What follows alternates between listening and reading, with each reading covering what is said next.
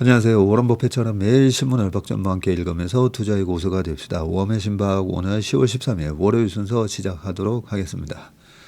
오랜만에 제 책상에서 웜의 신박을 찍으니까 오늘은 웜의 신박 촬영을 어떻게 했더라? 예, 약간의 설레임으로 방송을 시작하게 되었습니다. 다시 한번 인사를 드리겠습니다. 추석 연휴 잘 보내셨죠? 예, 많은 분들이 워메리카 미국에서 촬영을 해서 MIT에 잠입을 해서 올린 영상에 또 많은 분들이 댓글을 175개나 달아주셨습니다. 그래서 웜의 소통 좀 하고 오늘은 신문기사 또 6개 정도 뽑아왔는데요. 중요한 내용이 많습니다. 일단은 미국과 중국 경주 단판 앞두고 막판 기싸움, 그리고 경주 에이펙 일정을 또 우리가 알아야 되겠죠. 일정에 대한 체크하는 부분이 있고, 오픈 AI와 AMD 손잡자 삼성 엔비디아도 웃었다. 그리고 삼성전자 안 샀지만 그래도 고마워. 구만전자 덕에 돈 좀 만져 땡땡땡 돼서 이거는 또 뭔 기사인가 한번 체크를 해봤습니다. 그리고 중국에 던진 관세 폭탄 왜 여기서 터지냐. 이번에 금요일 날 미국 시장이 하락하기 전에 홍콩 시장도 빠졌었고 일본 시장도 빠졌고, 특히나 이제 가상화폐 특히 알트코인 쪽이 이 폭탄을 맞았더라고요. 그래서 그와 관련된 내용들 쭉 보고, 그러면 앞으로는 어떻게 될 것 같은데 이 부분도 약간 제 생각을 좀 말씀드리도록 하겠습니다. 자, 그러면 웜의 소통 먼저 해보도록 하겠습니다.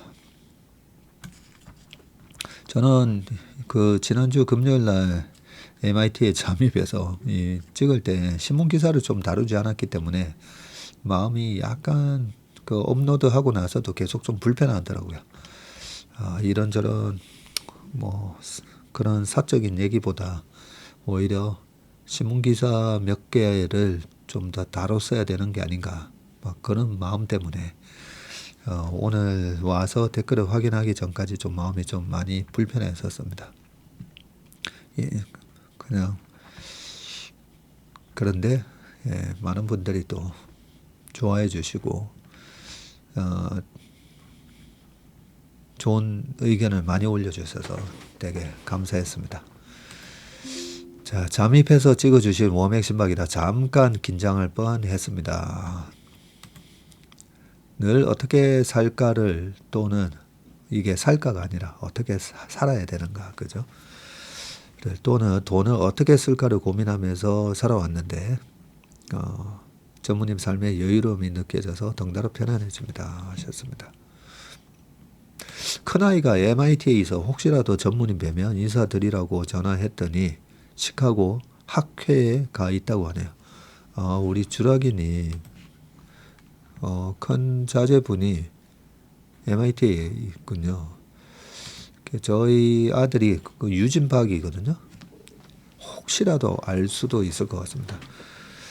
마지막 날은 제가 금요일 날, 토요일 날 12시 55분, 오후 12시 55분 비행기를 타고 왔는데, 월화수목금 별로 한 게 없어가지고요. 예, 큰애 이제 집 나중에 옮겨야 될 거, 저희 아이들 둘이 같이 좀 살 수 있는 집을 알아본다고 여기저기 일주일 내내 집만 보러 다녔기 때문에, 그러다가 금요일 날 밤에 축구가 있다는 거예요. 그 MIT 운동장에서. 그래서 또 아들 보고 형 한 명 데리고 간다고 얘기 한번 해봐라 해서 따라갔었습니다. 따라갔더니 거기 MIT나 하버드에 있는 학생들 뿐만 아니라 거기 근처에 바이오젠에서 근무하는 그 학생이 아니죠. 그 부주장이 제일 나이가 많다고 하는데, 나이가 많아봐야 85년생인가 87년생인가 그랬었는데 거기서 MIT 또 운동장에서 9대9 축구를 했습니다. 9대9. 9대9 축구를 했는데 9시 정도부터 한 2시간, 1시간 반 찼나요? 1시간 반 정도 찼는데 그래도 한국 조기 축구의 저력을 좀 보여주고 왔습니다. 조축 아저씨의 저력. 1시간 반 내내 그 중간에 한 10분, 15분 쉬기도 했지만 제가 쉴 때도 앉아서 안 쉬거든요. 그래서 1시간 반 정도, 2시간 정도 차는데 나중에 애들이 지쳐가지고 못 움직이는 거예요. 저희 팀 한 4-5명이 거의 못 움직여서 제가 오른쪽 윙에서 계속 올라갔다 내려갔다 하면서 공 찼었는데 아드님 그 동네에 계시다면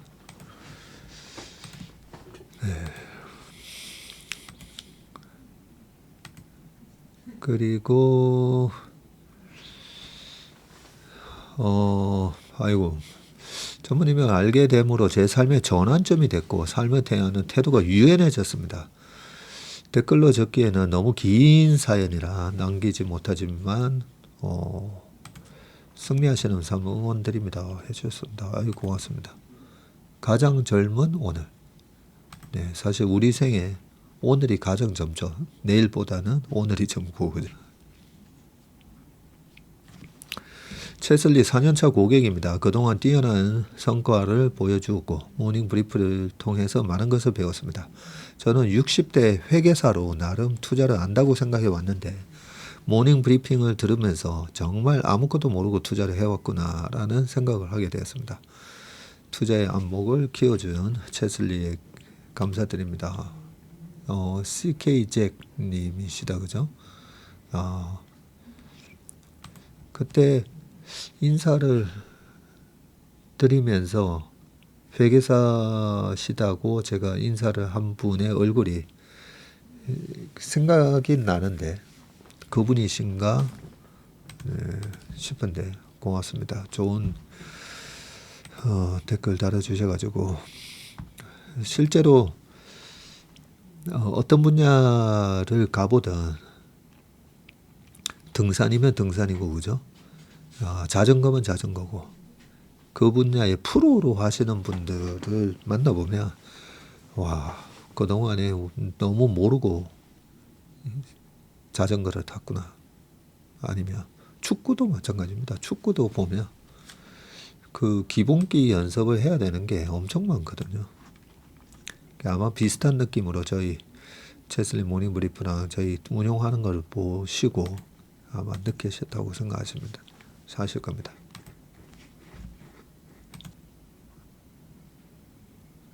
전무님께서 MIT 와이파이 도둑이 되실 줄이야. 아닙니다. 그 MIT 게스트를 위한 프리 와이파이를 썼기 때문에 외모에 신경 안 쓰시는 당당함이 좋아요. 원칙을 잘 지키는 굳건함. 타락장에서 잘 지켜주실 것 같아서 믿음이 가네요. 모험의 신박 올려주신 시간에 친구들과 모임 장소에 있었던 시간이라 잠깐 함께 들으면서 얘기 좀 나눴습니다. 대부분 투자에 관심 있는 친구들이라 만나면 자연스럽게 시장 이야기를 나누면서 삶의 질도 챙기는 방법을 고민하게 됩니다. 이번 모임에서는 최슬리 종목과 섹터 분석 그리고 투자 이름에 대해 수다를 나누고 왔습니다. 그러셨군요. 나투팀님이시네요. 똑똑한 사람, 재치 있는 사람, 지식이 많은 사람 등등 능력이 있다고 말하는 범주에 들어가는 사람들 중에 최고의 능력은 성실함이라고 생각합니다. 최슬리 팀의 성실함은 볼 때마다 느끼게 되는데 이분들이 그저 성실함만 있는 건 아닌 것 같습니다. 항상 응원합니다 해주셨습니다. 우리 최상무가 그죠? 이 추석 때도 굳이 안 해도 되는데 미국 시장에 대한 부분을 본인이 어차피 체크를 하니까 또 그 부분을 쉐어하기 위해서 추석 때도 나와가지고 일을 해줘가지고 저도 너무 고마웠습니다.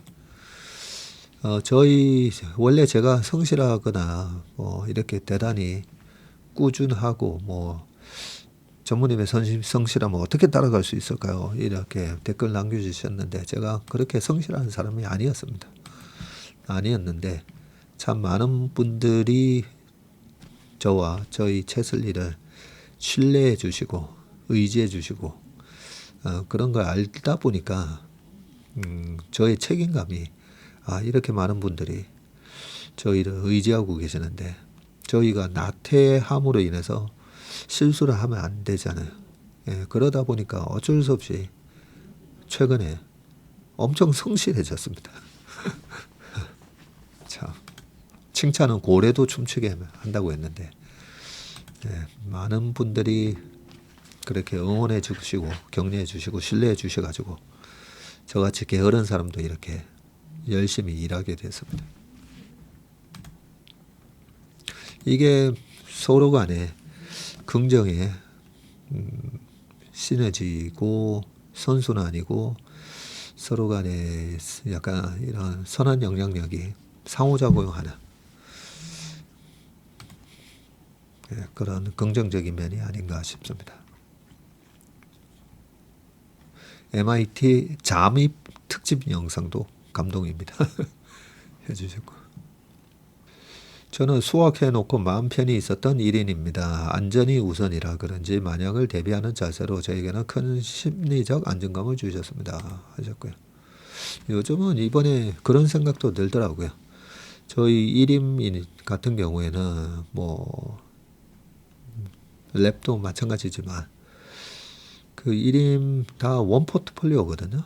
원 포트폴리오인데 앞으로는 1인 하면서 나는 위험 관리보다는 그냥 공격적으로 계속 해줘.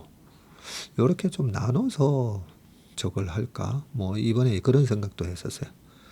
이번에 위험 관리 한다고 좀 많이 저희가 했었는데 어떻게 보면 1등 포트폴리오 매니저 따라하기 또 보셔서 아시겠지만 위험 관리를 하다 보면 그게 보험이라 했잖아요. 보험성으로 현금을 만들고 주식을 팔아놨는데 올라가면 결국은 위험 관리에 신경 쓰다가 수익을 놓친 거니까. 근데 조금 덜 위험 관리하면서 좀 공격적으로 하면 또 그만큼 수익은 많이 얻게 되고 그죠? 수익을 많이 얻게 되는 대신 실제로 리스크가 발생했을 때는 좀 변동성은 커질 거고. 그런데 또 오늘 저희 좀 큰 고객분하고 오전에 거의 1시간 정도 통화를 했는데 또 그분 말씀은 이 자산 배분이 정말 힘든 거잖아요. 그래서 그분도 여러 군데에 일임이나 랩을 하고 계시는데 딱 그 말씀 하시더라고요. 다른 운용사는 내가 보니까 내가 직접 그 자산 관리를 해야 되더라. 왜냐하면 주식을 절대 줄이지 않으니까. 그래서 이 펀드나 이 랩을 언제 내가 이익 실현해야 되는가. 그것 때문에 은근 신경 쓰이고 스트레스 받는데 채슬리는 알아서 현금을 만들어주고 하니까 채슬리는 신경 안 써도 되네. 약간 이런 느낌을 받아서 마음이 편하다는 그런 말씀도 해주시거든요. 그래서 저희 생각을 말씀드렸어요. 저희도 이번에 주식을 이렇게 4월 8일 날 확 빠지고 작년에 계엄 사태 때 저희가 주식 100% 다 질렀잖아요. 그것도 이제 힘든 부분인데 또 올라왔을 때 주식을 또 어디서 줄여야 되는가. 그것도 굉장히 스트레스잖아요. 그걸 갖다가 고객이 판단을 해서 줄이고 넣고 하는 게 그게 프로 전문 투자자가 아니신데 고객이 과연 그렇게 하실 수가 있을까? 그래서 저희는 그 자산 배분도 우리가 하자. 우리가 하는 게 그나마 확률적으로 높을 거 아니냐 해서 저희가 맡아서 운영하고 있는 연기금 펀드도 현금 비중을 확 늘렸다가 줄였다가 그렇게 합니다. 실제로. 그게 굉장히 틀렸을 때 스트레스를 받거든요. 받지만은 장기적으로 그런 자산 배분에 있어서 그래도 저희가 잘 해왔기 때문에 뭐 다들 아시지 않습니까? 그죠? 코로나 때 100% 질렀다가 21년도에는 또 주식 다 줄였다가 예. 그 정확한 한두 달의 타이밍은 못 맞추지만 그래도 이 구간에서는 주식을 줄여야 되고 아니면 이 구간에서는 질러야 되고 그게 밸류에이션이다 했잖아요. 타이밍이 아니라 밸류에이션이 비쌀 때는 좀 위험 관리를 좀 철저하게 하고 밸류에이션이 말도 아니게 이번에 4월 8일이나 코로나 때나 22년처럼 말도 아니게 싸진 구간에서 제가 거기서는 트레이딩 할 필요 없다 했잖아요. 그냥 사서 기다리면 시간이 다 해결해 주니까. 근데 비싼 구간에서는 정말 잽싸게 딱 떨어진다 했을 때 팔고 나올 수 있는 그런 실력자가 아니라면 비쌌을 때는 또 현금을 좀 늘려주고 이걸 해야 되는데 일반 투자자분들이 뭐 어떻게 아시겠어요? 전문 펀드 매니저들도 못하는데 펀드 매니저들도 21년도 보세요. 그 비싼 그 구간에서도 보면 그 액티브 펀드들 보면 막 그 위에서 주식 사가지고 22년도에 마이너스 55% 이렇게 손실난 회사들 또 봤거든요. 뭐 그게 우리나라 운용사뿐만 아니라 아크 이노베이션도 마찬가지였잖아요. 160불 아니 기준 가격이 ETF 아크 이노베이션 ETF가 160불 하다가 30불 간다는 게 그게 말이 됩니까? 그죠? 그 정도로 포트폴리오가 중요한 게 아니라 결국은 자산 관리, 포트폴리오도 당연히 중요한데 백테스팅을 해보면 결국은 자산 배분이 수익의 가장 큰 부분을 차지합니다. 근데 어려우니까 어렵더라도 고객분들이 선택을 하게끔 하는 것보다는 그래도 우리가 하는 게 낫다 싶어서 저희가 그렇게는 하고는 있습니다. 그래서 틀리면 틀리는 대로 그 스트레스는 어쨌든 저희가 가져가는 거니까요. 자, 우리 광 부장님이 또 댓글을 남겨주셨네요. 저는 연 15% 수익으로 복리 효과를 보는 투자라는 채슬리의 투자 원칙에 큰 공감을 느끼고 열심히 듣습니다. 모든 상승을 다 먹는다는 것은 곧 큰 리스크도 안고 가는 것이라 생각하고 올해 낸 수익을 감사히 생각하고 언제든 올 수 있는 변동성을 원칙을 가지고 대응하는 것이 이렇게 생각 외로 급등할 때 못 먹은 것을 아쉬워하는 것보다 훨씬 장기적으로 유익하다고 생각합니다. 한국 시장의 연 수익률이 8%가 안 된다고 생각할 때 언제든 올 수 있는 조정을 늘 대비하는 예측과 전망은 장기적으로 살아남아 연 15% 복리 수익을 내려는 투자자에게 큰 도움이 되고 있습니다. 맞고 틀리고보다는 채슬리의 투자 원칙과 리스크 관리에 더 관심이 많은 1인으로서 감사히 생각하고 있습니다. 채슬리와 공부하면서 배운 변동성이 큰 투자보다 변동성이 작은 투자가 장기적으로 수익률이 좋아서을 늘 잊지 않고 이렇게 급등하는 주식보다는 보수적인 투자에 더욱 집중하게 됩니다. 건강 유의하셔서 오래 함께 해주시기를 기도드립니다. 감사합니다.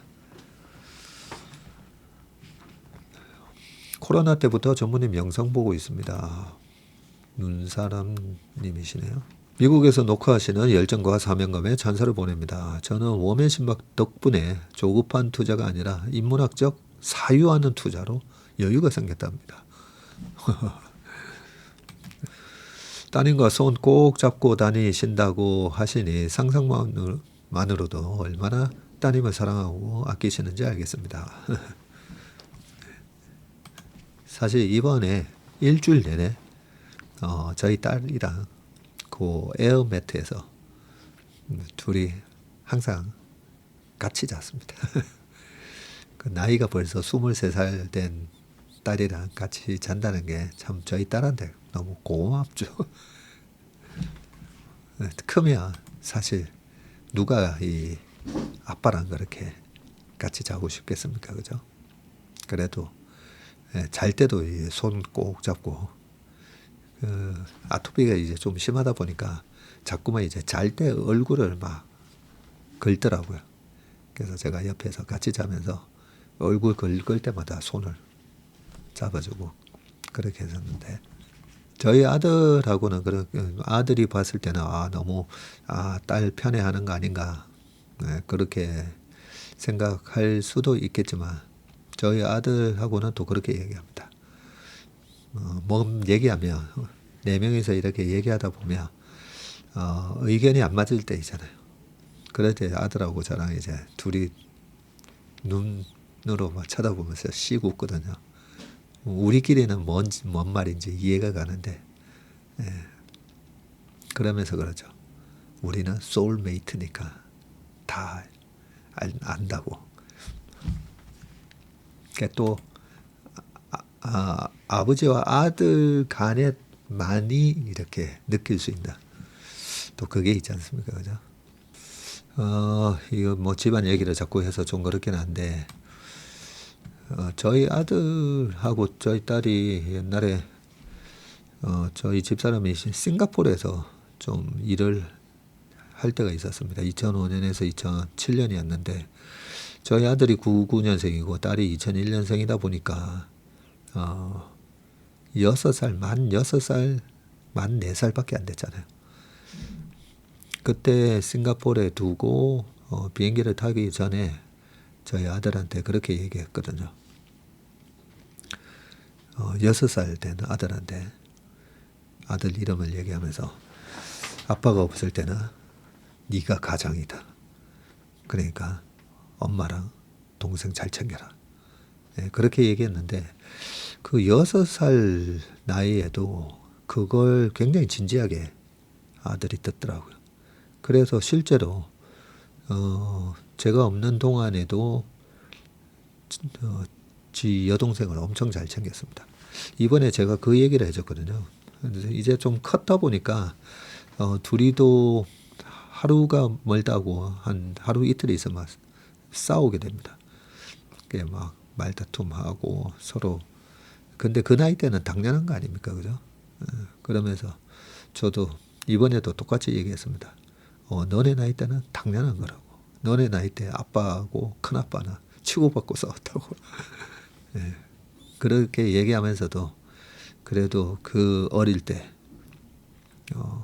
그렇게 아빠가 없을 때는 너가 가장이다라고 얘기했더니 그렇게 4살 난 6살짜리가 4살 난 여동생 챙긴다고 항상 또 손잡고 다니고 케어하는 모습, 그 얘기를 이제 좀 해줬더니 오히려 우리가 한국 가는 비행기 타고 왔더니 카톡에다가 여동생한테 또 신발을 사줬더라고요.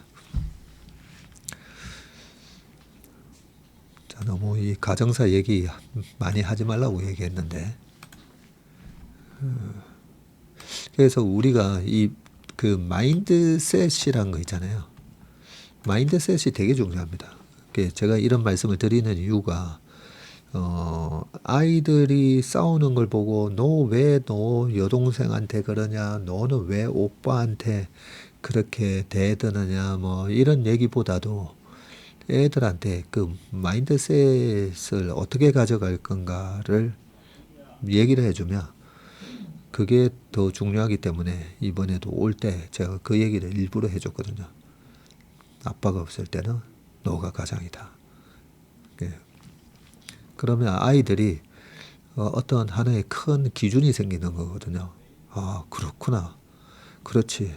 동생하고 막 이렇게 아니라 오빠로서 여동생하고의 갈등이 아니라 이제 오빠의 마인드셋이 아빠가 없을 때는 내가 아빠 역할도 해야 되는구나. 이렇게 마인드셋이 바뀌게 되거든요. 좋은 얘기들 잠깐만요. 몇 가지 또 좋은 소개할 만한 게 있었었는데, 김민주님은 이번에 삿포로 짧은 여행 다녀오셨군요.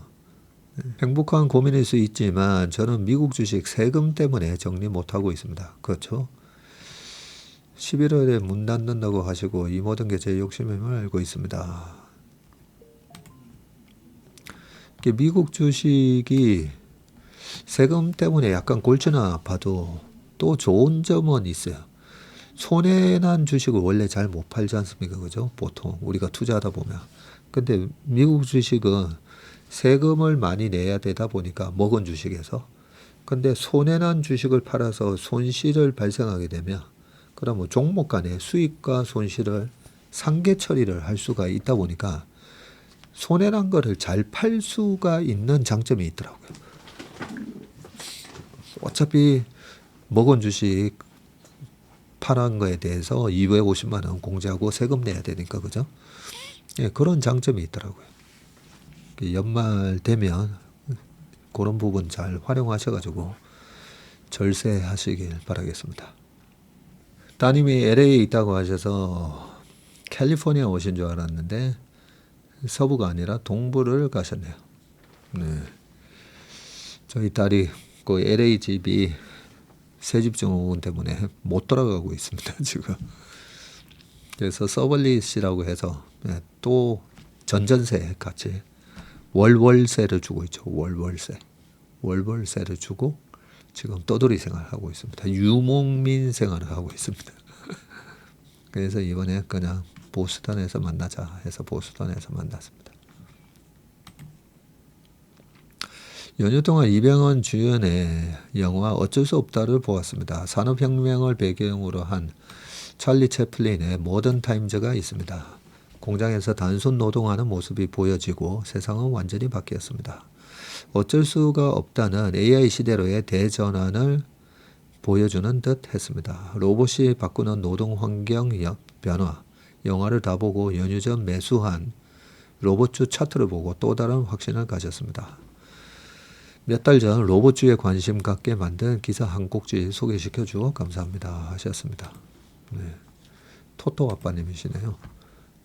저도 이번에 왔다 갔다 하면서 아침에 말씀드렸던 차이나푸즈 전병수 소장님의 책 읽으면서 야, 우리가 앞으로 중국의 영향력이 갈수록 커지겠구나.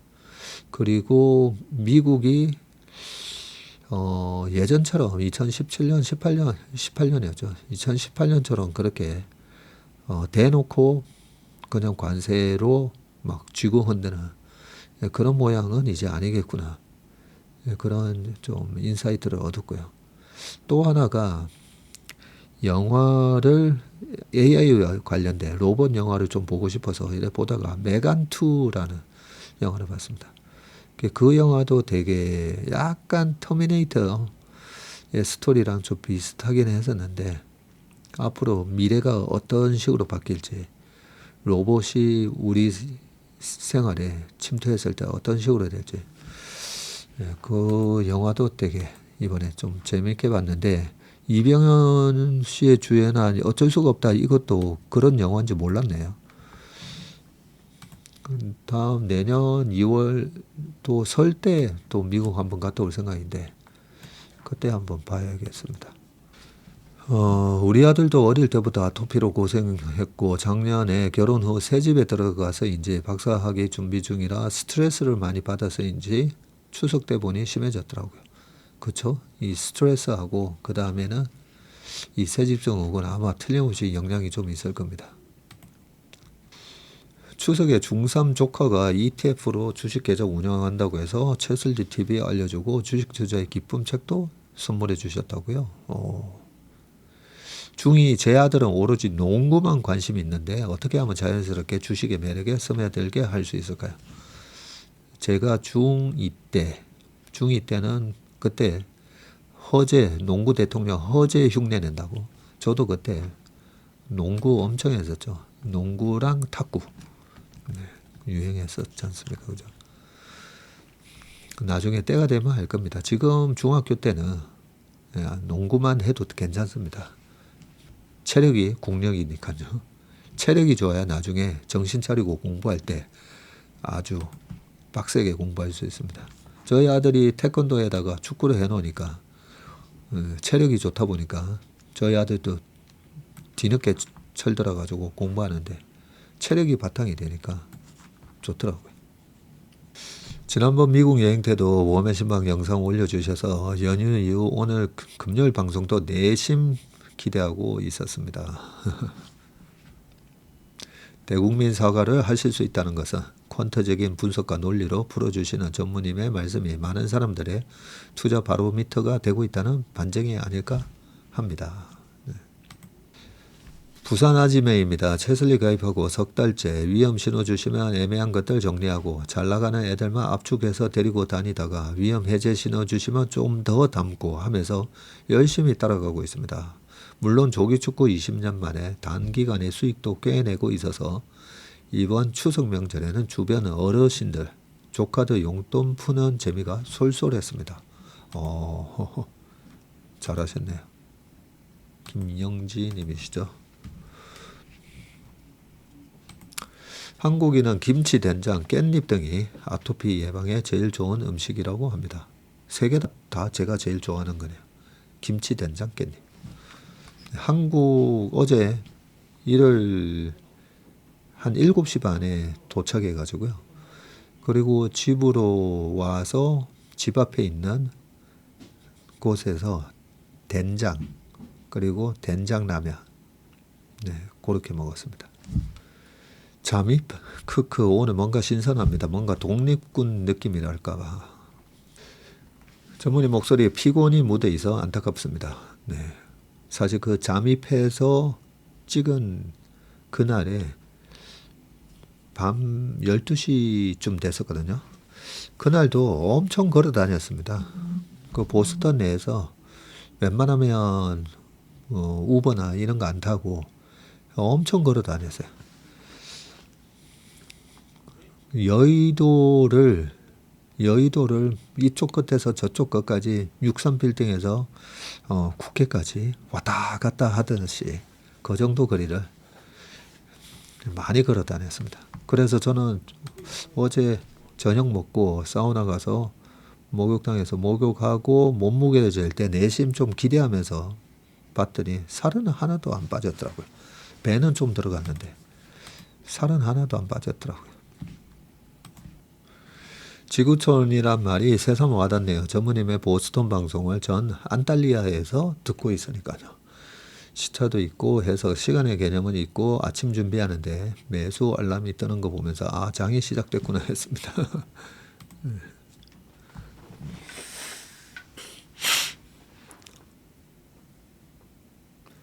같은 하늘 아래 가깝게 느껴지네요. 추석 잘 보내셨죠? 시간 사냥꾼님이셨습니다. 최슬리 임직원님들께 한 가지 부탁 말씀이 있습니다. 시간 되시면 스페셜 리포터로 피부 미용 분야 특집 방송 부탁해도 될까요?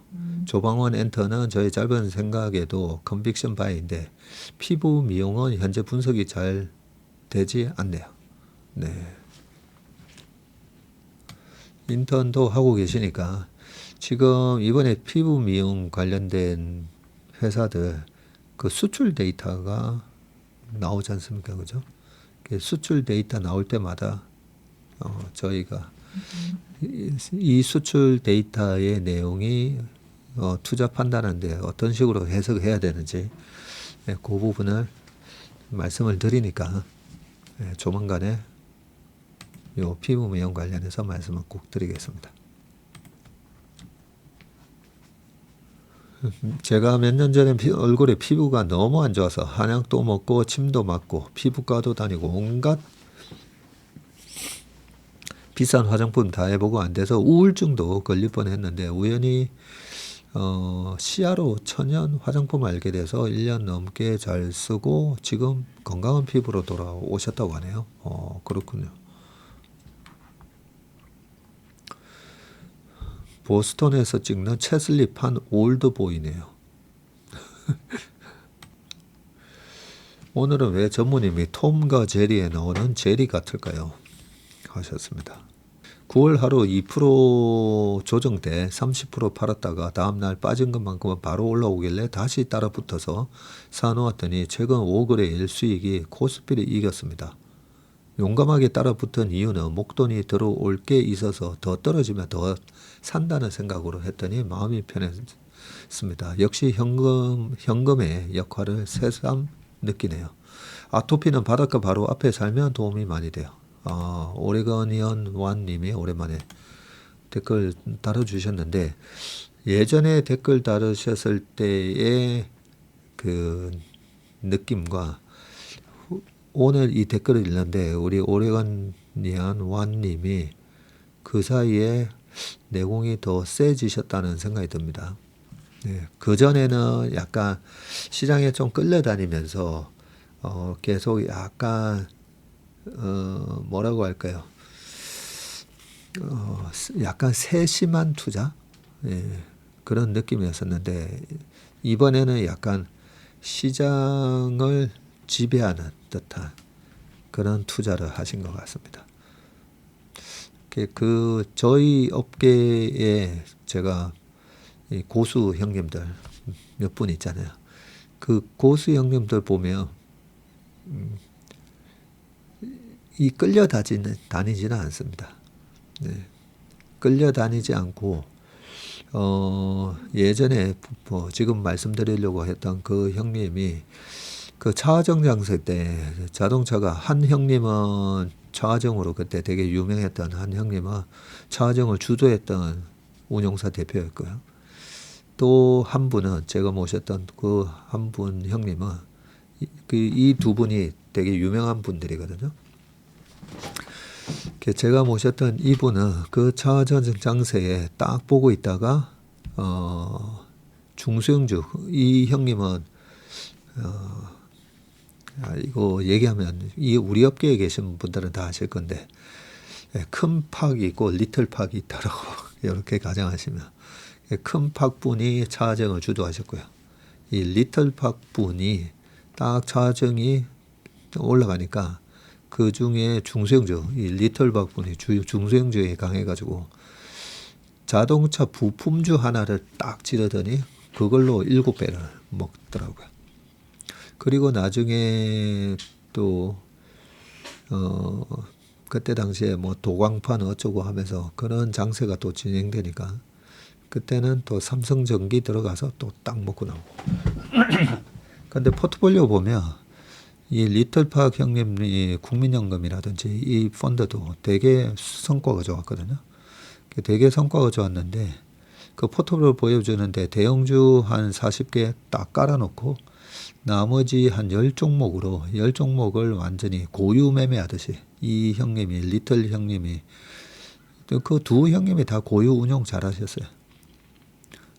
근데 그 딱 10종목 정도로 대형주 80% 깔아놓고 20%로 이렇게 딱딱 치고받고 컨빅션 있는 종목으로 딱 들어가서 근데 그 20%로 컨빅션 있게 들어가는 종목도 뭐 삼성전기 아까 말씀드렸죠 뭐 5%뭐 많이 사지도 않아요. 5% 그리고 대형주는 5%로 딱 100% 먹으면 5% 시장을 뭐 시장이 얼마나 올랐느냐에 또 따라서 다르긴 하지만 그리고 중소형주로는 한 3% 사가지고 아까 뭐 7배 먹는다 했잖아요. 그 정도 먹으면 그런 걸로 이렇게 막 시장을 아웃퍼폼을 크게 하는데 대형주 80%를 깔아 놓다 보니까 대형주가 가는 장에도 어느 정도 따라갑니다. 어느 정도 따라가고 그런 장점이 있었는데 그 형님들이 보면 시장보다도 언더 할 때도 있는데 시장을 딱 보다가 또 뒤집어 버리더라고요. 그런 식으로 딱딱 들어가서. 그래서 질질 끌려다니지 않고 시장하고 앞서거니 뒤서거니 하다가 시장에 대해서 끌려다닐 때는 바둑으로 따지면 계속 후수를 뜨는 거잖아요. 테니스로 따지면 상대는 계속 스매싱 공격 들어오는데 계속 받아서 넘기는 탁구도 마찬가지고 그죠. 모든 스포츠에 보면 선수가 있고 후수가 있는데 계속 후수 뜨다가 딱 기회가 됐을 때 다시 대받아치면서 그 세트를 이겨버리는 약간 그런 매매를 하는데 저희도 이번에 4분기에는 다시 선수를 가져오는 매매를 해야겠다 이런 생각을 많이 합니다. 어쨌든 우리 오리건의 원님이 딱 댓글만 읽어도 6개월 전에 비해서 실력이 많이 느셨다 그런 생각이 들었습니다. 요 댓글만 읽고 끝내겠습니다. 그 모험의 소통은. 따님 전무님 기지를 받았으며 양인인 걸로 추측이 됩니다. 양인에게 가장 좋은 음식은 포도와 팥입니다. 포도는 그냥 사서 먹으면 되고 팥은 팥차를 끓여 먹으면 좋습니다. 제 생각에 진하게 팥차를 끓여서 보리차처럼 먹으면 더위도 가시고 특히 염증의 특효약입니다. 제가 아시는 팔체질 그죠? 하시는 한의사님이 전문의 외양으로는 소양성 태양인이라고 하셨습니다. 네. 요 댓글을 제가 바로 저희 딸한테 카피해서 제가 보내줬습니다. 포도하고 팥 많이 먹으라고. 그래서 제가 포도를 엄청 좋아합니다. 포도 한번 손에 대면 네, never stop 끊지를 못합니다. 그리고 팥도 되게 좋아하고요. 포도하고 팥이 제 몸에 맞아서 아마 그동안에 좋았던 것 같습니다. 네, 그러면 이제 신문 기사 좀 읽어보도록 하겠습니다. 자, 첫 번째 기사 보도록 하겠습니다. 미중 경주 단판 앞두고 막판 기싸움이라고 되어 있는데, 자, 이 사진은 2019년이었었죠, 아마. 오사카였었나요? 네, 트럼프 대통령과 시진핑 국가주석의 만남이 있었던, 회담이 있었던 때의 사진이고요. 자, 이달 말 경주 아시아 태평양 경제협력체 이 APEC 정상회의 계기에 예정된 미중 정상회담을 앞두고 양국 무역 전쟁이 다시 불붙고 있다. 중국은 미국을 겨냥해서 히토류 통제를 대폭 강화했고 미국은 대중국 100% 추가 관세로 맞불을 놓았습니다. 트럼프 대통령과 시진핑 주석이 6년 만에 대면 회담에 앞서서 강대강으로 지금 부딪히고 있는데 서로에 대한 양국의 압박은 협상에 유리한 고지를 점하기 위한 기싸움으로 해석되지만 물밑 조율에 실패해서 전면전으로 비화할 경우에는 세계 경제에 큰 경량이 예상됩니다. 경주 APEC에서 미중 정상회담이 아예 개최되지 않을 가능성도 배제할 수 없다는 관측이 나오고 있고요. 트럼프 대통령은 지난 10일 중국의 히토류 수출 통제 조치에 반발해서 중국산 수입품에 대해서 관세를 100% 추가로 부과하고 핵심 소프트웨어 기술의 수출도 제한한다고 밝혔고요.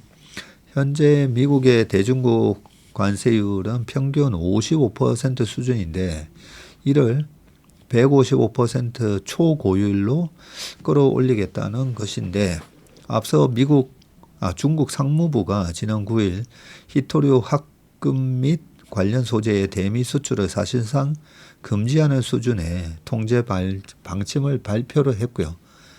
이것 때문에 홍콩 시장하고 중국 시장이 지난주 금요일 날 먼저 빠졌던 거네요. 히토류는 반도체 전기차 배터리와 군사 전자 장비 등 첨단 산업의 핵심 소재로 중국이 전 세계 공급의 약 70%를 점하고 있습니다. 트럼프 대통령이 중국이 전 세계를 인질로 삼도록 내버려 둘 수는 없다고 하자 중국 상무부는 10일 싸움을 바라지 않지만 두려워하지도 않는다. 미국이 고집대로 조치를 취하며 단호하게 상응 조치를 취할 것이라고 또 그렇게 맞받아쳤습니다. 트럼프 행정부 출범 이후 격한 관세 전쟁을 벌이던 미중은 4차례의 고위급 무역 협상을 통해서 관리 국면으로 전환을 했지만 최종 단판격인 트럼프 시진핑 회담이 가까워지면서 다시 치킨 게임을 벌이고 있고 다만 양측 모두 협상의 여지는 남겨두고 있습니다.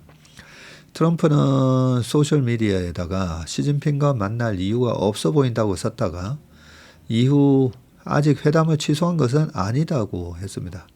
중국 상무부도 대화의 문은 열려 있다고 했고요.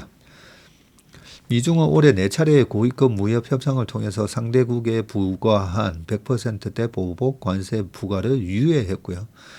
미국의 대중국 첨단 반도체 수출 통제와 중국의 대미 히토리 수출 통제를 각각 정상화하기로 했는데 관계 개선의 걸림돌이었던 중국계 동영상 플랫폼 틱톡에 미국 사업권 매각도 어느 정도 타협을 이룬 상태고 양국에서는 이달 말 경주에서 트럼프 대통령과 시 주석이 만나서 극적인 최종 합의를 도출할 것이라는 신호가 여러 차례 나왔으나 정상회담을 보름 정도 남겨놓은 시점에 급속히 다시 갈등이 격화되고 있는 겁니다. 중국 정부가 지난 9일부터 미국을 겨냥한 압박 조치를 잇따라 내놓고 있는데 먼저 히토리와 관련해서 자국을 벗어나 해외에서 생산된 제품 히토리 0.1% 이상 함유 시는 물론 관련 기술과 장비까지 통제하겠다고 밝혔고요. 첨단 반도체 생산에 필수적인 히토리에 대한 압도적인 정제 생산 지배력을 지렛대로 삼아서 미국을 압박한 것인데 중국은 또 14나노 이하 첨단 반도체 칩과 256단 이상 메모리 반도체 제조 테스트 장비, 군사 용도로 쓸 수 있는 AI 연구 개발에 투입되는 히토리는 이중 용도 물자로 개별 심사하겠다고 했고요. 10일에는 미국 선박에 대해서 특별 항만 서비스료를 부과하겠다고 또 통지했고 미국 반도체 기업 퀄컴의 차량용 반도체 설계사 오토톡스 인수권에 대해서도 반독점 조사를 개시했습니다.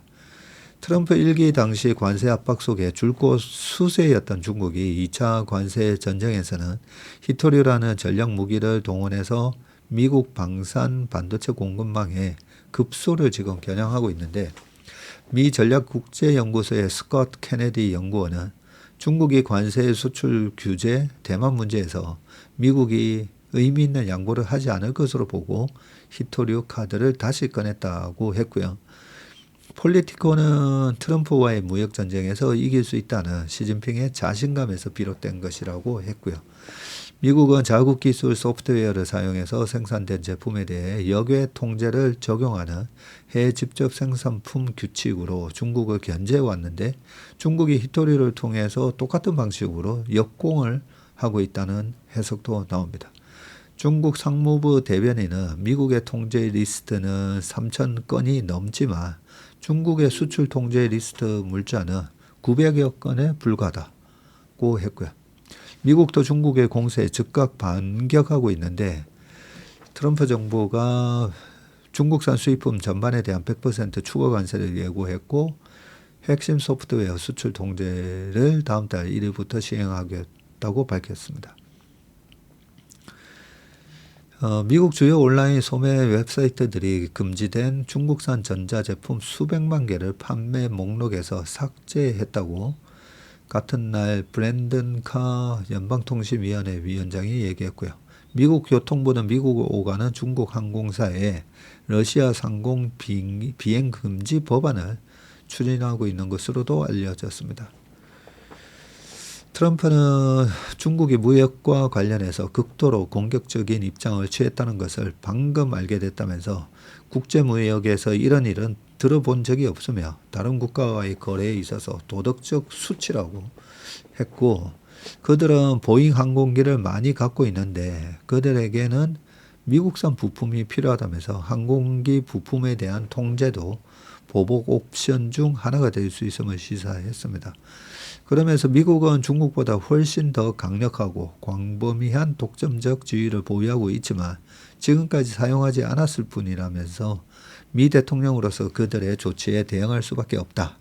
고통스러울 수 있으나 궁극적으로는 미국에 매우 좋은 일이 될 것이다. 이렇게 얘기했고요. 미중 관계 먹구름이 드리워지면서 뉴욕 증시는 지난 4월 3일 이후 최대 낙폭을 기록을 했습니다. 유가 가상화폐도 마찬가지고요. 다만 미중이 완전히 판을 깰 가능성은 낮다는 관측이 나오는데 양측의 경제적 부담이 워낙 크기 때문이고 중국은 청년 실업과 국내 소비 부진 등의 내부 문제가 심각한 만큼 미중 관계에 추가 악화를 감당하기 어려울 것이라는 분석도 나옵니다. 미국도 중국이 히토리 통제를 실제로 하며 자동차 공장이 가동 중단될 위기에 몰릴 수가 있습니다. 트럼프가 100% 관세 부과 시점은 11월 1일로 설정하고 중국도 히토리 수출 통제 조치를 12월 1일부터 시행한다고 발표한 것은 남은 기간 동안 최대한 협상을 하겠다는 의미로 해석이 됩니다. 트럼프의 정상회담 취소 돌발 발언은 특유의 거래 기술이라는 해석도 나오고요. 트럼프는 2018년 김정은과의 싱가포르 회담을 한 달 앞두고도 취소 발표를 했다가 이틀 만에 번복한 적이 있었네요. 트럼프는 우리가 미중 회담을 할지 모르겠지만 그것과 상관없이 경주에는 갈 것이라고 하면서 나는 아마 우리가 회담을 할 수도 있을 것 같다고 또 얘기를 했습니다. 네, 그 다음 이 후속 기사까지 읽어볼게요. 트럼프 에이펙 1박 2일 방한 조율 중인데 미중 안 만나면 한중 회담도 영향을 준다. 미중 무역전쟁이 다시 불붙으면서 에이펙 정상회의를 계기로 예정됐던 외교 이벤트들의 성사 여부도 불투명해졌고요. 최대 이벤트로 꼽히는 미중 정상회담이 무산된다면 한미 정상회담과 한중 정상회담 등에도 악영향이 갈 가능성이 큽니다. 대통령실 관계자는 지금 모든 게 불확실하다. 다만 트럼프 대통령이 참석은 한다고 했으니 미중 대화를 지켜보면서 우리도 대응해야 한다고 했고요. 미중이 문제를 풀어가도록 지켜보는 것 외에는 뾰족한 방도가 없다. 그리고 양국이 만나긴 할 것으로 예상한다. 이런 의견들이 있습니다. 지금 경주 에이펙 일정인데 10월 27일에서 28일 최종 고위 관리 회의가 있고요. 그리고 10월 29일에서 30일에는 외교 통상 합동 강요 회의가 있고 10월 29일에서 31일에 CEO 서밋과 31일에서 11월 1일에는 정상 회의가 있습니다. 트럼프 대통령은 27일에서 29일 일본을 방문한 뒤에 29일 당일치기 또는 짧은 1박 2일로 한국을 들르는 일정을 우리 측과 조율 중이고요. 우리 측의 설득으로 1박 2일로 가닥이 잡혀가는 분위기지만 미중 정상회담이 무산된다면 체류 일정이 줄고 한미 정상회담 또한 짧게 진행될 수밖에 없다는 우려가 나옵니다. 트럼프 대통령의 체류 일정이 원래도 짧았는데 미중 정상회담마저 안 되면 한국을 스쳐 지나가는 모양새가 되고 만다고 합니다. 한중 정상회담 일정도 미중 정상회담 일정에 따라 유동적이고요. 미중 정상회담을 29에서 30일에 한다면 시 주석도 30일 이전에 한국을 방문하게 되고 미중 정상회담이 무산된다면 시 주석이 정상회의 기간에 방한해서 내년 의장국으로서 인계식 등을 할 것으로 예상이 됩니다. 이 경우 한중 정상회담도 다자회의 중간에 약식회담 형식으로 하게 될 가능성이 높다고 합니다. 대통령실 내부적으로는 미중 충돌로 인해서 한미 관세 후속 협상 등 우리의 당면 현안이 뒤로 밀릴 것이라는 불안감이 감돌고 있고요. 당초 정부가 기대했던 트럼프 대통령의 우리 조선소 방문 일정도 불확실해졌고 관세 협상에 지렛대 역할을 했던 마스가 프로젝트 실체를 보여줘서 한국과 관세 협상의 필요성을 인식시키겠다는 전략이었는데 트럼프 대통령의 체류 일정이 줄어든다면 어려워지기 때문입니다. 정부는 에이펙 정상회의 폐막식에서 AI 산업과 인구 구조 변화에 관한 에이펙 회원 간 협력 방안을 담은 경주선언 채택을 추진 중인데 미중 갈등으로 인해서 관심도가 떨어지는 문제가 있습니다. 반대로 미중 정상회담이 극적으로 경주에서 열릴 경우에는 오히려 더 주목받을 수 있다는 기대도 있습니다. 트럼프 대통령이 협상력을 높이려는 기술로 대중관세 관련 발언을 내놓고 있는 것 같다면서 미중 간 패권 싸움으로 격화될 것이라고만 생각할 문제는 아니다고 대통령실에서 얘기를 했네요. 자, 아침에 모닝 브리프에서는 좀 바빠서 말씀을 못 드렸는데 일단 두 가지를 우리가 좀 봐야 됩니다. 신문 기사에서 지금 얘기가 안 되고 있는 게 중국은 왜 이렇게 강하게 나올까? 그죠? 중국이 이런 에이펙을 앞두고 먼저 히토리에 대한 수출 규제 이런 걸 했잖아요. 그러니까 왜 그럴까? 중국 입장에서는 어쨌든 미국이 그래도 힘이 좀 더 세잖아요. 그러면 중국하고 미국하고 그렇게 G2가 싸우면 아무래도 미국에서 1년 동안에 벌어들이는 막대한 무역 수지에 흑자가 있는데 중국은 왜 납작 엎드리지 않을까? 우리가 이 부분을 생각해 봐야 되는데 최근에 제가 지난번에 중국에 좀 변화가 있다 그런 말씀을 한번 드렸었잖아요. 그래서 지금 중국에서는 시진핑이 덩샤오평의 그 유언대로 10년씩 10년씩 하면서 격대 지정을 하지 않고 지금 장기 집권으로 들어가면서 여러 가지 국내에서 얘기가 많잖아요. 그래서 이번에 실각할 수도 있다. 뭐 이런 얘기까지 나왔는데 2017년에 김정은이 그 트럼프와 전쟁을 할 수 있는 것처럼 됐을 때 제가 굉장히 정치적으로 이용하는 거다라고 저는 그렇게 주장을 했었습니다. 트럼프는 그때 당시에 러시아 스캔들로 탄핵 얘기가 막 나왔었고 김정은은 어린 나이에 아버지의 뒤를 이어서 북한 체제를 넘겨받은 상황에서 체제 불안이 되는 상황에서 그렇게 외세 침략 뭐 이런 것만큼 좋은 이유가 없잖아요. 그런 명분 그런 게 있으면 더 결속을 다지게 되고 아니 지금 뭐 북한식 발언으로 걔네들이 뭐 미제의 침략 뭐 그런 것처럼 지금 왜 중국이 저럴까를 이해를 해야 되는데 제 생각에는 중국의 시진핑의 실각설 뭐 이런 게 나오는 상황에서는 시진핑 주석 입장에서는 미국만큼 좋은 게 없잖아요. 미국하고의 갈등을 통해서 원 차이나를 외치게 되고 내부적으로도 그 군부하고의 갈등 뭐 그런 거에 있어서 아니 지금 우리 내부적으로 이럴 게 아니라 우리는 미제에 맞서서 똘똘 뭉쳐야 된다. 이런 걸 강조할 수 있잖아요. 저는 그 부분을 이해를 해야 된다고 생각합니다.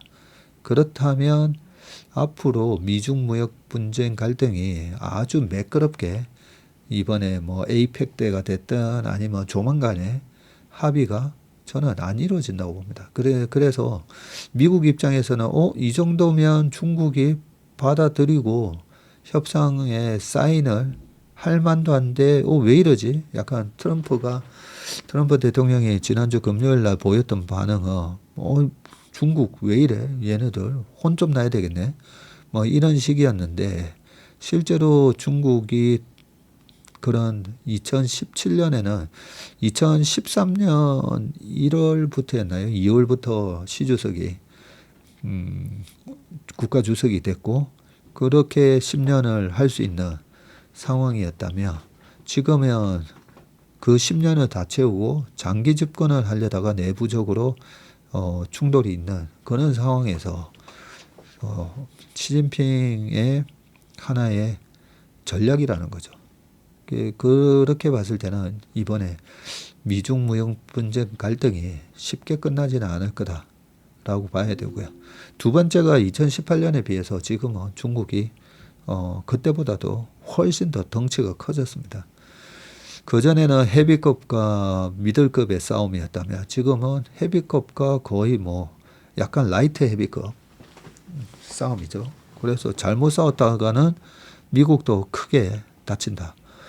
라고 중국이 맞서고 있는 거고 그리고 시 주석 입장에서는 나는 10년을 바라보고 하는데 트럼프 겨우 너 4년 아니냐. 그런 게 있죠. 특히 중국은 이제 만만디 전략을 쓸 수가 있기 때문에. 그래서 극적인 합의는 이루어지지 않을 거고 단지 이번에 에이펙에서 내년에 2026년 에이펙이 중국에서 열리기 때문에 다음 에이펙의 개최국으로서 시 주석이 올 거는 같습니다. 올 거는 같은데 모양새가 그렇게 뭐 극적인 합의를 이루는 모양새는 되지는 않을 거다. 저는 그렇게 생각합니다. 그래서 계속 좀 노이즈가 될 거다. 2019년도에도 칠레에서 원래 에이펙에서 만나기로 했다가 칠레 에이펙이 무산됐죠. 그래서 그때도 2019년 11월 달에 10월인가 11월에 사인할 거다 했다가 그게 무산되고 2020년 1월 달에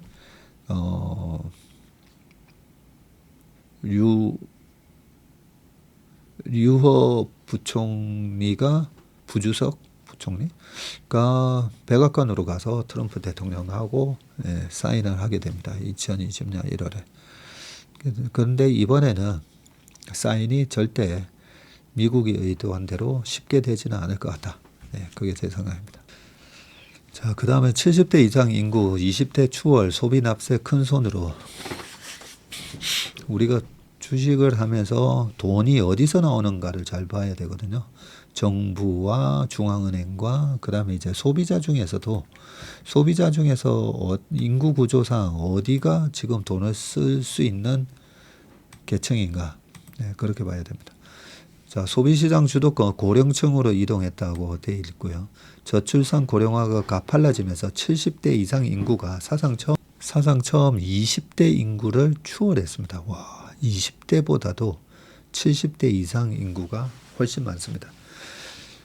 동시에 고령층이 소비시장에서 큰 손으로 부상하고 있고 건강하고 젊게 사는 이른바 액티브 시니어가 늘어난 데다가 한국 경제의 고성장기에 부동산을 중심으로 자산을 크게 불렸거나 안정적인 연금 소득을 올리는 고령층이 많아지면서 소비시장의 주도권이 청년층에서 고령층으로 빠르게 이동을 하고 있습니다.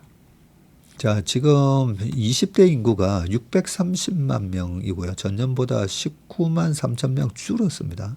반면에 70대 이상 인구는 지난해 654만 명으로 기록해서 24만 1000명 차이로 20대를 앞질렀고요. 와, 630대 655네. 70대 이상 인구가 20대 인구보다 많아진 것은 1925년 통계 집계 이후 100년 만에 처음 있는 일입니다. 우리나라는 지난해 말 기준으로 전체 인구의 20%가 65세 이상인 초고령 사회에 진입을 했습니다. 이러한 상황에서 고령층은 국내 시장의 핵심 소비층으로 떠오르고 있는데 23년 기준으로 65세 이상 인구의 소비 총액은 243조로 사상 최대치를 기록했고요. 전년보다 12% 늘었고 고령층 소비는 전체의 16.7%를 차지해서 역대 가장 높았습니다. 반면에 전체 소비의 70%를 차지하는 15세에서 64세 연령층의 소비 증가율은 6.3%에 그쳤고 고령층 소비 증가 속도가 노동 연령층의 2배 달한 것입니다. 소비 패턴의 변화도 주목할 만한데 23년 65세 이상 민간 소비는 150조 원으로 전년 대비해서 15% 늘었고요. 민간 소비는 정부의 복지, 의료 등 공공소비가 아닌 개인이 직접 지출을 한 것을 뜻하는데 즉 고령층 소비가 크게 늘어난 데는 병원비 등 의료 소비보다는 여가, 문화, 외식 등 삶의 질과 관련한 지출 역량이 크다고 하네요. 여가와 자기개발에 투자하며 삶의 질을 높이려는 시니어들이 과거에 비해서 많이 늘었다고 합니다. 고령층의 소비 규모가 고령층 근로소득의 한 3.8배나 되고요. 근로소득은 65조인데 소비가 244조. 고령층은 은퇴한 경우가 대부분이어서 근로소득이 크지 않지만 젊은 시절 축적한 부동산 금융자산을 통해서 소비를 늘리고 있습니다. 23년 65세 이상의 민간자산 배분 금액은 49조 3천억으로 역대 최대였고 민간자산 배분은 이자, 임대료 등 부동산 금융자산에서 나오는 소득에 더해서 저축을 줄이거나 자산을 팔아 소비에 쓰는 금액을 가리키는데 65세 이상 가구 자산 중 85% 이상이 부동산 등 실물 자산입니다. 부동산 비율이 높다 보니 고가주택이나 주택 여러 채를 보유했을 때 내야 하는 종부세의 고령층 비율도 빠르게 높아지고 있고 지난해 개인 종부세 납부자 6만 명 중에서 60세 이상이 52%였는데 이들이 낸 세액이 6,244억으로 전체 57%에 달했다고 합니다. 노년층이 소비와 납세의 중심으로 부상하는 것은 저출산 고령화가 만든 한국 사회의 새로운 풍경이라고 평가하고 있고요.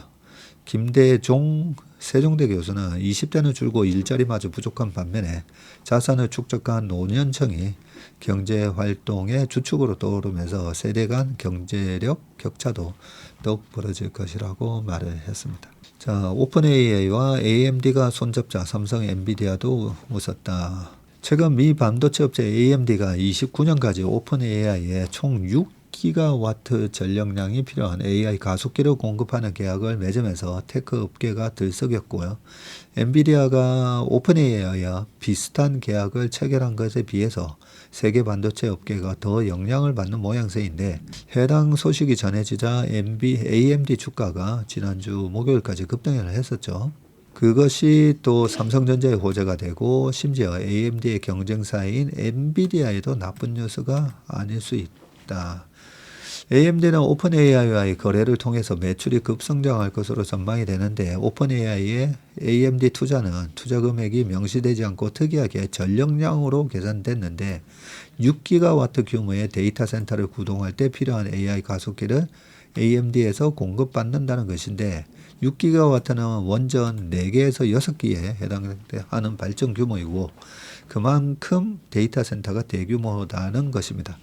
AMD는 내년에 출시될 MI450 칩을 시작으로 오픈 AI 공급을 시작할 예정인데 최대 900억 달러, 약 한 130조 원의 매출이 추가될 것이라고 테크 업계는 추산하는데 또 AMD는 특정 조건이 충족될 경우에는 오픈 AI가 AMD 주식을 주당 1센트에 최대 10%까지 인수하는 옵션도 걸어놨는데 이는 AMD가 오픈 AI의 성장세에 본격 올라탄다는 의미입니다.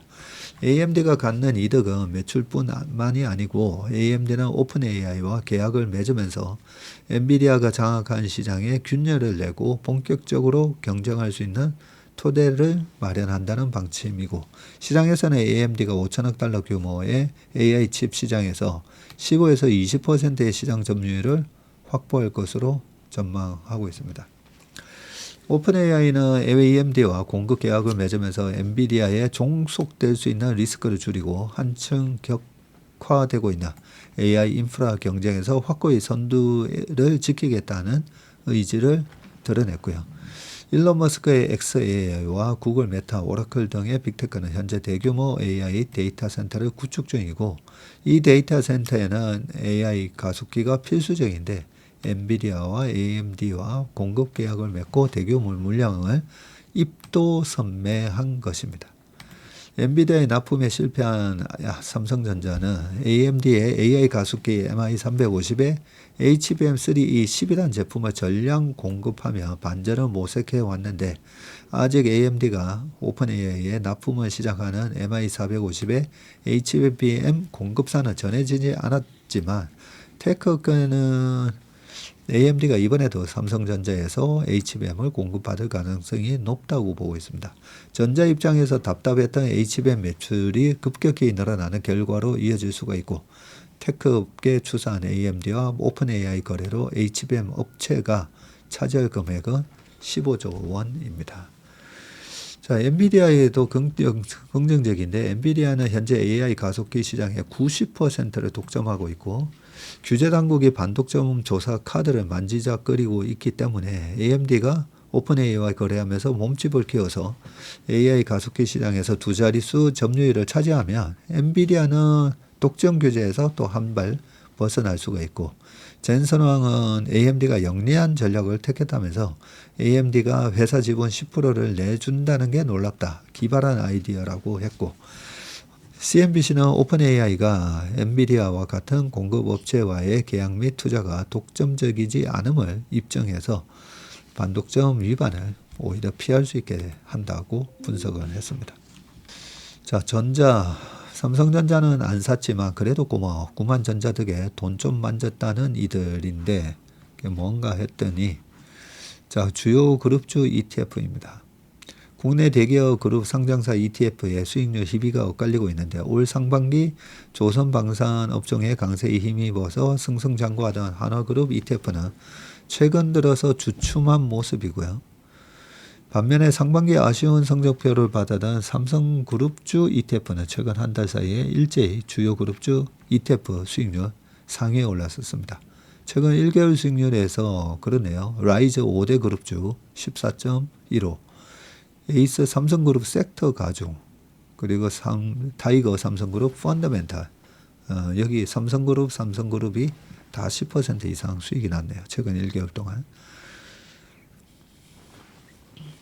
타이거 삼성그룹 펀더멘탈, 에이스 삼성그룹 섹터 가중, 코덱스 삼성그룹 밸류 등이 2등에서 5등으로 이름을 올렸고 올 상반기까지만 해도 삼성그룹 ETF는 20%대 수익률로 코스피 상승률에 못 미쳤습니다.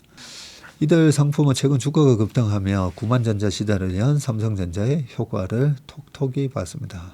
동일 가중 상품을 제외하면 삼성그룹주 ETF는 대부분 삼성전자의 비중이 30% 가까이로 구성되어 있습니다. 그룹의 실질적인 지주석경인 삼성물산에 더해서 한미조선업 협력 프로젝트 마스가수의 기대가 반영된 삼성중공업까지 상승세를 보이며 그룹 ETF의 수익률을 끌어올렸군요. 자, 반면 상반기까지 ETF 시장을 주도했던 한화 현대차 그룹의 기세는 한풀 꺾였고요. 하나그룹 상장사에 투자하는 플러스 하나그룹주 ETF는 올 상반기에 112% 내면서 압도적인 1위였는데 최근 한 달간 수익률은 3.39였습니다. 해당 상품은 하나오션 24%, 하나에어로스페이스, 하나시스템, 하나솔루션 등 하나그룹 계열사로 구성되어 있습니다. 타이거 현대차그룹 펀더멘탈 ETF도 부진했고요. ETF 시장 내 자금 이동도 뚜렷했는데 이달 2일 기준 삼성그룹 ETF 6종의 합산 순자산은 2조 원에 육박한데 1조 2천억 수준이었던 3개월 전과 비교해서 70% 이상 증가를 했네. 삼성그룹 ETF의 상승세는 당분간 지속될 것으로 전망이 되는데 반도체 업황 회복세가 계속될 것으로 예상되는 데다 조선방산 에너지 업종이 이끌어온 시장의 주도권을 하반기에는 반도체가 대신할 것이라는 관측이 나옵니다. 허재환 연구원은 향후 반도체 수요 전망을 고려할 때 국내 반도체 업체의 실적이 적어도 2027년까지 크게 개선될 가능성이 높고 반도체의 독주 속에서 올해 시가총액 비중이 크게 늘어난 조선, 방산 등 업체들의 비중은 업황에 관계없이 줄여야 할 필요성이 생길 것이라고 분석을 했습니다. 자, 마지막 기사입니다. 중국에 던진 관세 폭탄 왜 여기서 터지나. 트럼프가 날린 미국 시총 2조 달러. 네. 자, 랠리 끌던 빅테크가 급제동이 걸렸는데 모든 자산의 가격이 다 오르는 이른바 에브리띵 랠리를 이어가던 글로벌 자산 시장에 급격히 얼어붙었습니다. 그러고 보니까 지난주에 그죠? 지지난주부터 에브리띵 랠리 이런 말 나오면 조심하긴 해야 됩니다. 올 상반기 자산 시장을 질렀던 미국과 중국 간 통상 갈등이 다시 불거졌고 지난 10일 3대 질서가 일제히 하락을 했고요. 그죠? 뭐 이거는 다 아는 얘기고 AI 슈퍼랠리를 주도한 빅테크 주가가 큰 타격을 입었습니다. 시총 1위 엔비디아가 장중 역대 최고점을 찍었지만 하락세로 돌아서서 한 5% 빠졌고요. 테슬라, 아마존 주가도 5% 이상 빠졌습니다.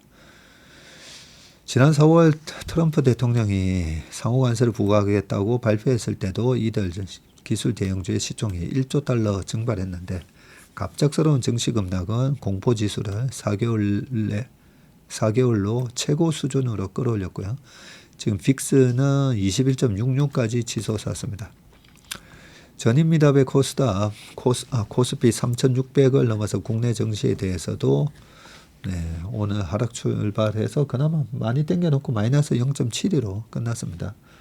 우리 오데리가 오늘 3,570 이상에서 끝날 것 같다 했는데 정확하게 예상을 했네요. 자, 다만 트럼프 대통령이 추가 관세 부과 시점으로 못 박은 11월 이전에 불확실성이 해소될 것이라는 기대감을 내비쳤는데 서범진 삼성 액티브 본부장은 일시적 충격에 차익 실현을 위한 매도도 있겠지만 주가는 조정받다가 11월 이전에 반등할 것으로 본다면서 이번 충격을 계기로 AI 버블이 빠지는 게 아니냐는 의견도 있지만 실제로는 거품이 아닌 큰 트렌드 변화라고 그렇게 얘기를 했습니다. 가상자산에서는 시총이 4천억 달러 증발을 했고요. 전 세계 가상자산 파생 상품 시장에서도 하루 만에 190억 달러가 청산됐는데 이는 역사상 최대 규모라고 합니다. 짧은 시간에 급락이 발생하면서 특히 가상자산 파생 상품 시장에서 피해가 컸습니다. 자, 안전자산에 대한 선호가 높아지면서 국내에서는 골드뱅킹 잔액이 사상 처음으로 1조 5천억을 금의 실물 판매도 연일 최고치를 경신하고 있습니다. 상대적으로 가격이 저렴한 실버바에도 투자가 몰리고 있습니다. 백석현 신한은행 이코노미스트는 급락 위협은 존재한다면서도 단기적으로 조정은 있을 수 있지만 금값은 당분간 상승세를 유지할 것으로 본다. 한편 달러 약세 기조에도 불구하고 원화값은 더 떨어질 수 있을 것이라는 전망도 나온다.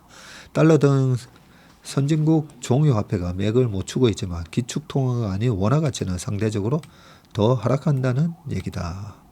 이에 따라 당분간 달러당 1,400원대 초중반선을 유지할 것으로 전망이 나온다. 다행스러운 거는 이 원달러 환율이 1,400 이상에 유지되면 우리나라 수출주한테는 사실 다 좋은 거지 않습니까? 그죠? 우리나라 내부의 문제가 아니라 이렇게 외생적인 문제로 원달러 환율이 치솟으면 그러면 우리가 달러를 사야 되나 이런 고민을 하는데 이럴 때 오히려 달러를 잘 버는 수출주를 사는 게 맞다. 네, 그런 말씀은 늘 드렸는데 우리나라 수출 기업한테는 지금의 고환율이 또 긍정적으로 아마 작용할 겁니다. 네, 오늘 웜의 신박은 여기까지 하겠습니다. 이번 한 주도 건강하시고 화이팅 넘치시는 한 주 되시기를 바라겠습니다. 고맙습니다.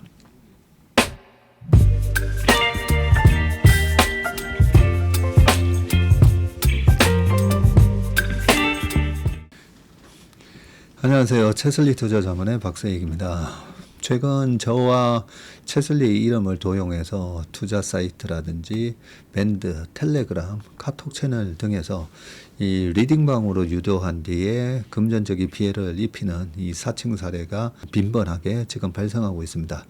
저를 비롯해서 저희 채슬리 투자자문의 임직원들은 SNS나 온라인 채널 등을 통해서 일체의 투자자문 활동을 하지 않고 있습니다. 저희는 정식 자문을 하기 위해서는 반드시 저희 회사에 내방하셔서 계약서 작성 절차를 거쳐서 진행되기 때문에 이에 모든 유료 무료 지금 투자자문 행위는 불법이므로 각별히 주의하시길 바라겠습니다. 의심스러운 채널이나 메시지를 받으시면요, 그냥 피해를 방지하기 위해서 즉시 신고하시거나 삭제하시길 바라겠습니다. 대부분의 사례가 이 사칭 사례에 피해를 보신 분들의 핸드폰을 제가 보면 이 방에 오셔서 무료로 투자를 도와드립니다. 뭐 이런 얘기를 하고 있고요. 거기에 보면 어떤 밴드로 특정 밴드로 유도한 다음에 돈을 송금을 하고 되어 있습니다. 예, 그 과정에서 저희 하고의 일체 계약 관계가 없기 때문에 그렇게 돈을 송금하라고 하는 부분에 있어서 특히나 유의를 좀 해주시기 바라겠습니다. 저뿐만 아니라 많은 또 저희 업계의 유명인을 사칭한 그런 사칭방도 많이 지금 기승을 부리고 있는데요. 공통적인 특징이 앞으로 몇백 %가 날 급등주를 알려줄 테니까 이 방에 가입을 하라. 그러고 난 다음에 금전적인 부분을 갖다가 송금을 요청하는 그런 형태의 수법을 쓰고 있기 때문에 그렇게 무료로 주식을 알려드립니다. 이런 문자를 받으시면 바로바로 삭제를 하시길 바라겠습니다. 저희 채슬리와 채슬리 임직원들을 많이 사랑해 주시는 저희 채슬리의 고객분들 그리고 저희 채슬리의 이 구독자분들이 이런 사칭 피해가 일체 발생하지 않기를 바랍니다. 그러면 여러분들의 가정과 일터에서 항상 평화와 행복이 가득하시길 기원합니다. 감사합니다.